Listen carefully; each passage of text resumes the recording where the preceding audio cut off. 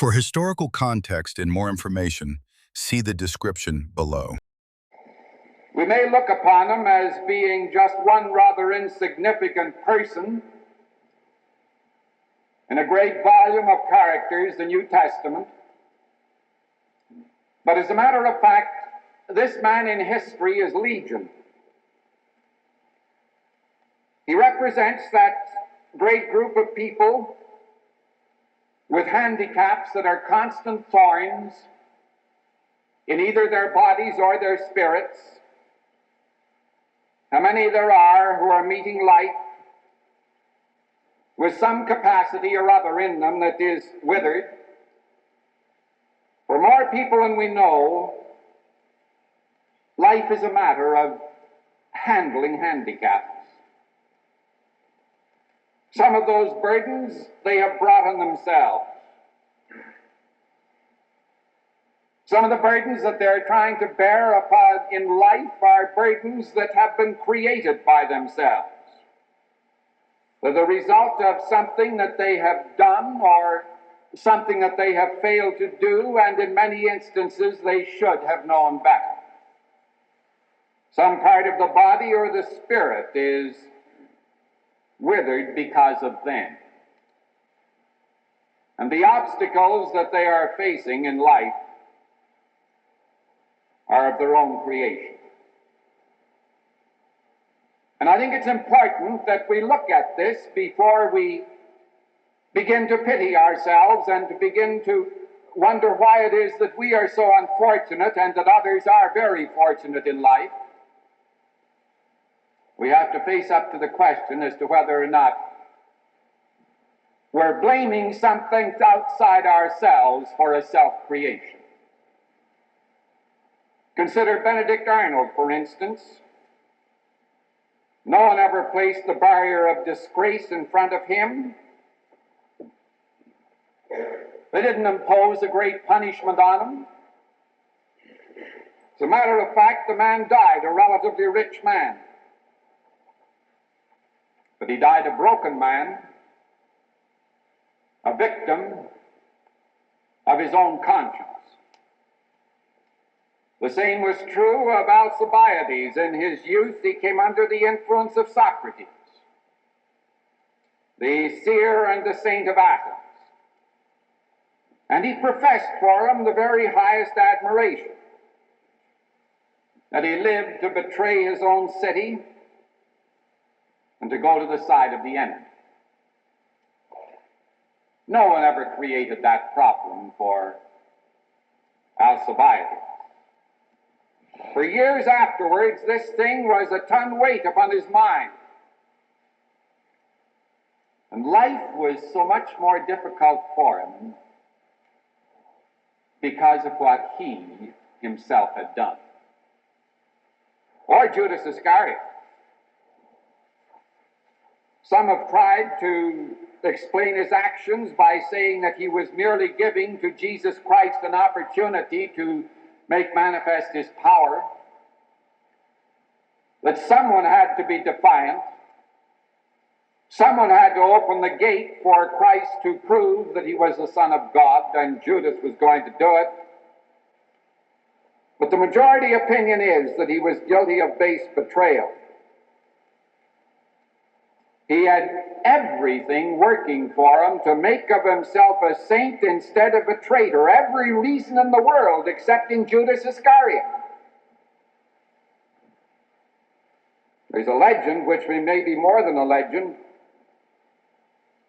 that tells of a great artist who planned to make a painting showing the 12 with Jesus. Sounds very much as though the legend had started, of course, with Leonardo da Vinci. When he came to John, he found a young man that he thought would have looked like John and used him as the model. The same was true of Andrew and of Philip and of Peter. It took him months and years to complete his masterpiece.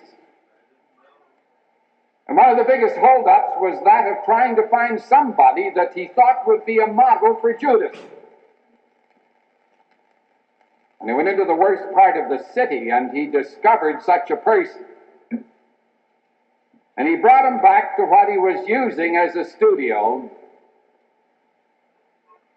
And one day while he was sitting there, he noticed that this model that he had chosen for Judas was looking at the face of John. And the artist said to him, "That's a fine face, isn't it?" "Yes," replied the model, "it was once my own." This was the man, according to legend, that had once had the face that was the model for the Apostle John. Something through the years had happened to him, something had happened to his face. In October 1842, Emerson entered in his journal, "Henry Thoreau made last night the fine remark that as long as a man stands in his own way, everything seems to be in his way. And isn't it true? The burdens that people carry through life that are self-imposed, and their spirits, dear Brutus, are what they are. Not because of their stars and not because of their neighbors, but because of themselves, that they're underlings. And they're standing in their own way, and they just can't get out of it. Here's a person, for instance, that complains that he's so alone. No one comes unto him. Yet probably if he examined himself a little more closely, he would discover that he doesn't do a very good job of trying to give them an opportunity to do it. Never is willing to go halfway, or he's easily hurt. And every church has its quota of those. People who walk through life sticking out like a sore thumb, waiting for somebody to brush against it. And so they live their lives imagining that they're being slighted, imagining that people are talking about them. And eventually end up in a psychiatrist's office, or probably in their knees in a minister's step. Believe me, no physical withered hand in the world is more difficult to cope with than looking at life through dark glasses like that. And of course, the first step in handling ourselves is to recognize that the fault is not imposed on us. We must keep repeating it to ourselves. And the second is a good solid dose of New Testament religion. A good solid dose of New Testament religion, and trying to discover within ourselves that which we know was not in Jesus Christ. Such things as self-pity, persecution complexes, a life that's always turned inward and never outward, staggering through life with a withered hand. But of course, all things that are withered in people are not of this nature. Some were born with. Others came from we know not where. What a group of them we find in history. People that just suddenly discovered that this was here. They had nothing to do with the yea nor the nay of it. They have this problem. And that can be mighty frustrating. There was Alexander Pope,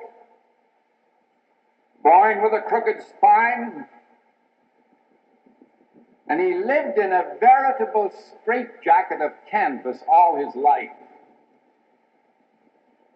And he went through life with his shoulders and his arms so pulled out that he got the nickname of the windmill. And when the children he was playing with or trying to play with got in nasty moods and they wanted to be nasty with him, they called the little fellow the windmill. There was a chap named E.G. Neely. As a young man, he lost his arm in a shotgun accident. And do you know what he did with that one arm? Well, we'll come back to that a little later. But Alexander Siversky,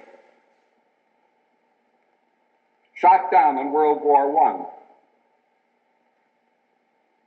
And when he took stock of himself, he realized that one leg was missing. Or Timothy Dwight, author, one-time president of Yale University, whose weak eyes closed the door to scholarship. So we might go on. When you look at life and see the people that have really made tremendous contributions in it,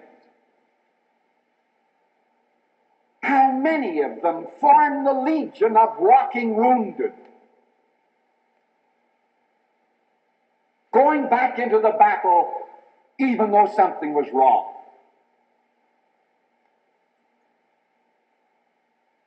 Alexander Pope, the windmill, self-educated. At 25, with that self-education, he translated the Odyssey and the Iliad from Greek into English. And this self-educated man, next to William Shakespeare, is the most quoted man in Bartlett's quotations. E.G. Neely, probably a good many of you don't remember him. But those who are interested in sports do. E.G. Neely went to Dartmouth,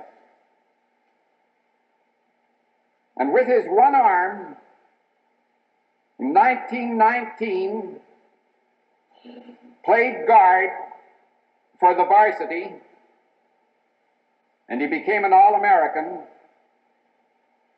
And get this, he was an expert at trap shooting and in wrestling, and with his one arm, he played golf in the 80s. Maybe some of us duffers just should go out and tie one arm behind our back. Alexander de Seversky, he became a champion in nearly every sport that he entered, and he gave up nothing because of his lost leg. He merely added such new interests as the study of air power, writing, military strategy, and so on.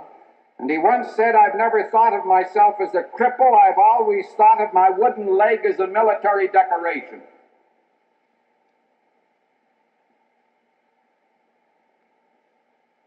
Timothy Dwight, president of Yale, his weak eyes made it impossible for him to read.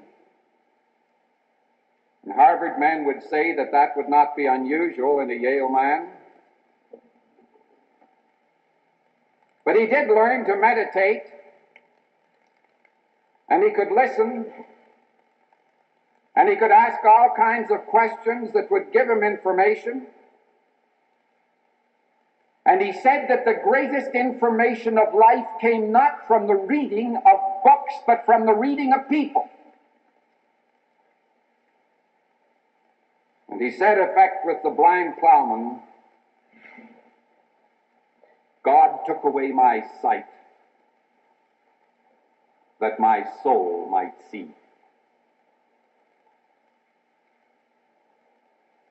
Now, as one looks on those who have done and are doing such a tremendous job of handling their handicaps, of making the most of withered hands, there are certain facts that stand out rather prominently. Whether or not all these persons were professing Christians is not too important. But they did possess certain virtues that we believe Christ would demand of those that would claim to be his followers. The first is, in every one of them, an utter absence of bitterness. Now think of what an achievement that is. Think of the people that you know with something in them that's withered. And what a tremendous battle they're fighting against bitterness. Bitterness against God, bitterness against faith, bitterness against anything and everything against which they can be bitter.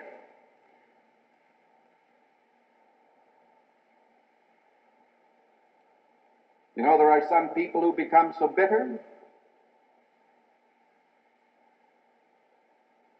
that they will pay all kinds of respect to a clergyman they like. But they're so angry with God, they won't be seen in church because they don't want to give God any of their worship. It happens. The most crippling thing of the soul in the wide world is bitterness. The story is told that Caesar planned a great feast for his noblemen. But it was one of those occasions where when you plan the picnic, the rains come.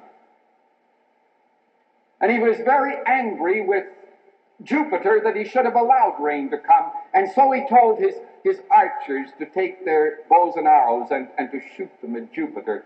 And of course, the arrows did no damage to Jupiter. They certainly didn't get near heaven, and they turned around and came back on those that had fired them. And bitterness is just like that. They think that they're doing something that's going to get even with someone or something up there. And the arrows come back. Bitterness is a malignancy of the spirit.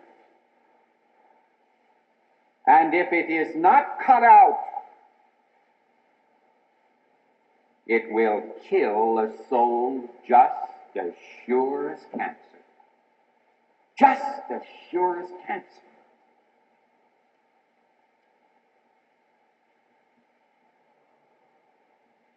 Then too many of them seem to be actually stimulated by their handicaps.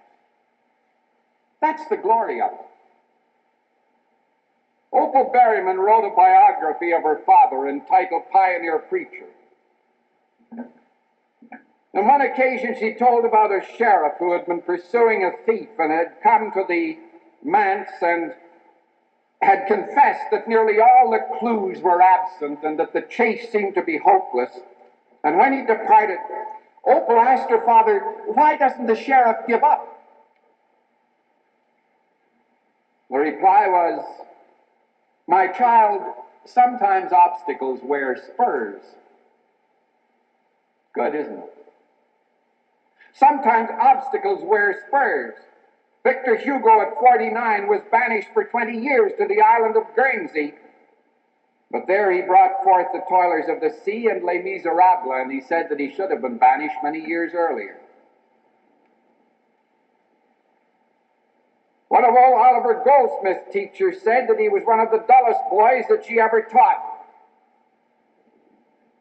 And his special tutor said of him that Oliver Goldsmith is not only ignorant, but he's stupid. James Russell Lowell, constantly brought up on the carpet at Harvard because of his low grades. No wonder many people know that Winston Churchill was born with a palate so defective that he lisped. And yet he lived to move mankind with some of the greatest oratory of history. All of them had handicaps, but the handicaps were spurs.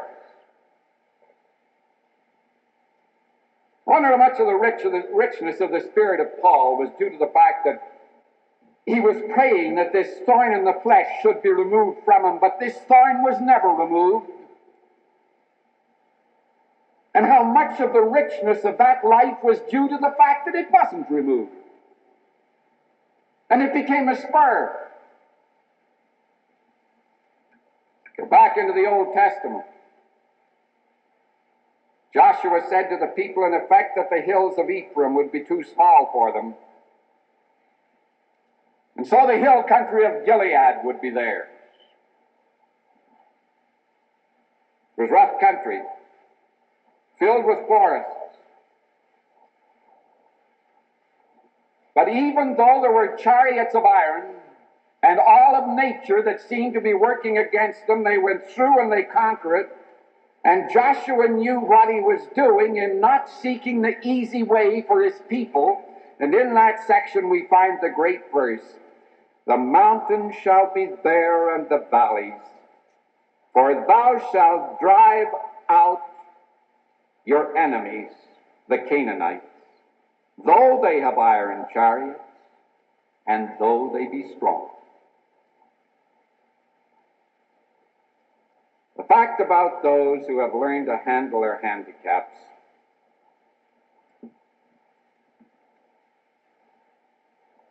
is that they just couldn't have done it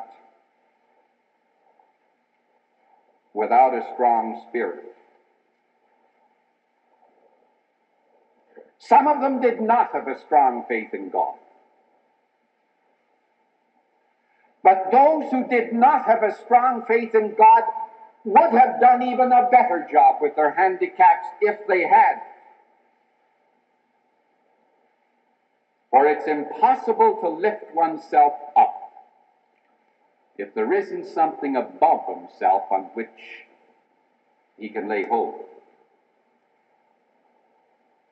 Like the man in the New Testament,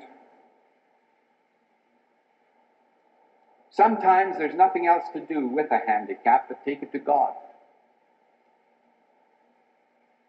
Believe me, I've seen enough of them to know it.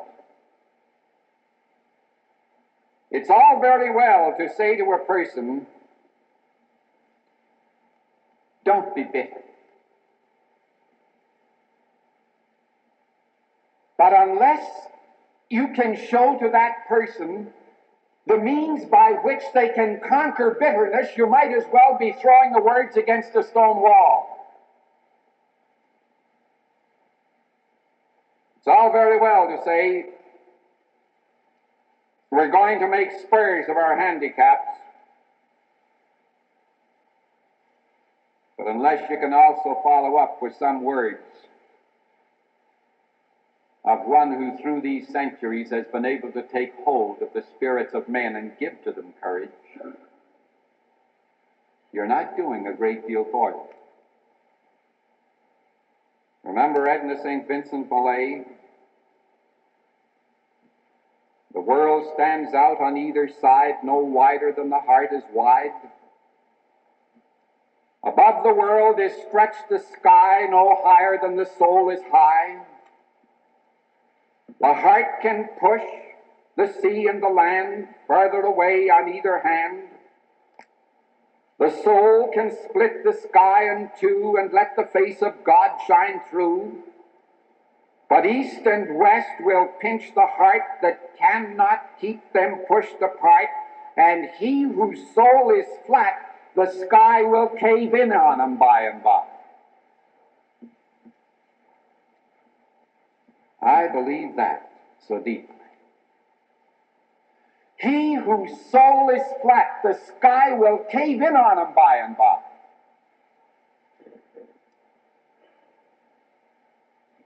They're just not enough for the burden that's there. And so it is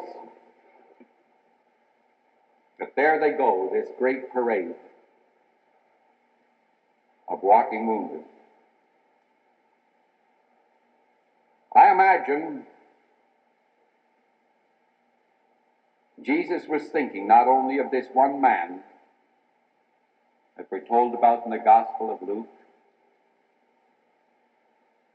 but he was thinking about the hosts of people that he had seen in his ministry. And I imagine, too, that this is what he was talking about when in Dr. Moffat's translation of the first Beatitude we find the words, "Blessed are they who feel their spiritual need, for theirs is the kingdom of heaven." All of us have a spiritual need. All of us have handicaps, self-inflicted or otherwise. All of us have a withered hand, whether we confess it or not. It says in the Bible that this one man obeyed Christ's instructions and his hand was restored. I wonder what happened. I wonder what the miracle was. How did he do it? Probably the closest we'll ever get to understanding is when in faith we stretch out our own hands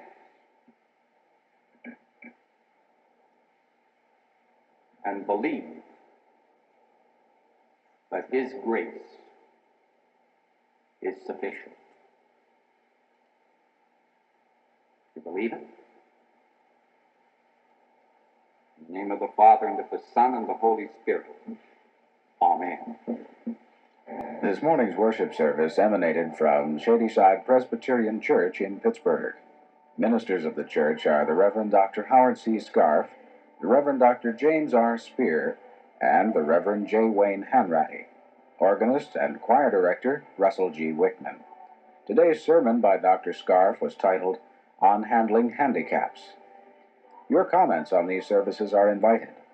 Listen next Sunday at 11 o'clock for the regular worship service from Shadyside Presbyterian Church, Amberson Avenue and Westminster Place in Pittsburgh, Pennsylvania.